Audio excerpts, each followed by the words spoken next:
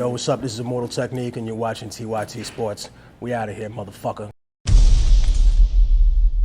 Hey everybody, TYT Sports locked out here in Culver City, California. Rick Strom with you. Today it was announced that John Terry would be charged by the Football Association. Now what is weird about this is that just 2 weeks ago, a magistrate in London found him not guilty on racial abuse of Anton Ferdinand, the QPR man, who is actually the younger brother of Rio Ferdinand, obviously the more recognizable and more known Ferdinand. But the FA they have come in, obviously this case has come back onto the surface, and they have taken the reins and charged John Terry because the prosecution clearly could not do enough. Now, on October 23rd is when the incident occurred, when, according to the BBC, it was alleged Terry had insulted Ferdinand, describing him as quote-unquote black and using extreme sexual swear words. But in reaching a not guilty verdict, Chief Magistrate Howard Riddle stated it was, quote, possible that what was said was not intended as an insult, but rather as a challenge to what he believed had been said to him. Now, if you're curious, what exactly did John Terry say? Well, the BBC would not go into it, but don't worry, we can on TYT Sports. We have no filter here. Now, I will quote standard.co.uk. Terry was found not guilty of calling Ferdinand a fucking black cunt during a 5-day trial that ended 2 weeks ago. We continue.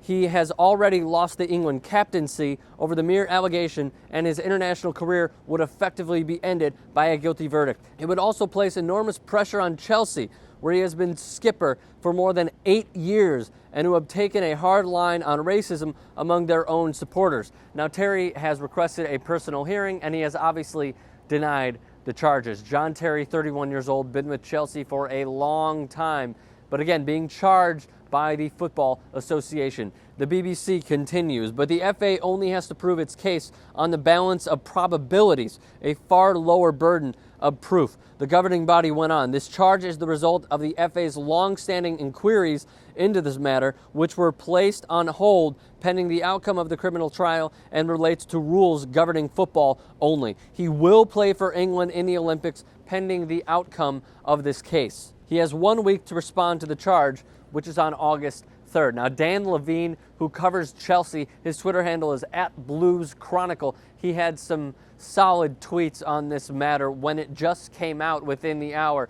Here's a few of them. Firstly, Terry has denied the FA charge, which includes a racially aggravated allegation, likely to face a panel hearing behind closed doors. Curious PR management by the FA, announcing John Terry charge a matter of hours before the biggest public event Britain has ever seen. Now, many people today are very pleased because John Terry, as it has come out since at least 2001, he doesn't seem like the nicest guy. He doesn't seem like a guy that you want to go have a drink with. But many others are thinking that, no, the FA should not even be involved. The magistrate found him not guilty. Leave it at that. So let me just give you a few details of what happened. In 2001, when the September 11th attacks happened at Heathrow Airport in London, a very well-known airport in London, he was mocking Americans because of the 9/11 attacks and taunted Americans at Heathrow Airport. In 2002, he was charged with assault and affray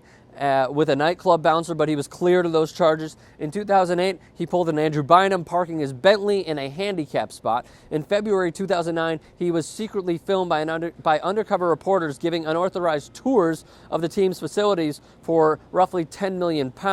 And he also cheated on his wife, with which he has 2 kids, with the former girlfriend of Wayne Bridge. Bridge and his former girlfriend, by the way, have a kid together. They were teammates on Chelsea Football Club and teammates on the England national team. So what do you guys think? Should the FA have not been involved at all? Should they not have taken the reins on this case and charged him with alleged racial abuse on the pitch against Anton Ferdinand, or should they have got involved on this matter? Let me know your thoughts. I'm curious to know all of your thoughts who are abroad, or if you're a soccer fan, a football fan, footy fan, you could tweet those at me, at Rick Strom. Best ones always get read on the air. And you can also follow me on there because, hey, it's Friday. Our Facebook page is in the description below. Leave your comments in the comments section below. Don't be afraid to tweet, like, and share this video.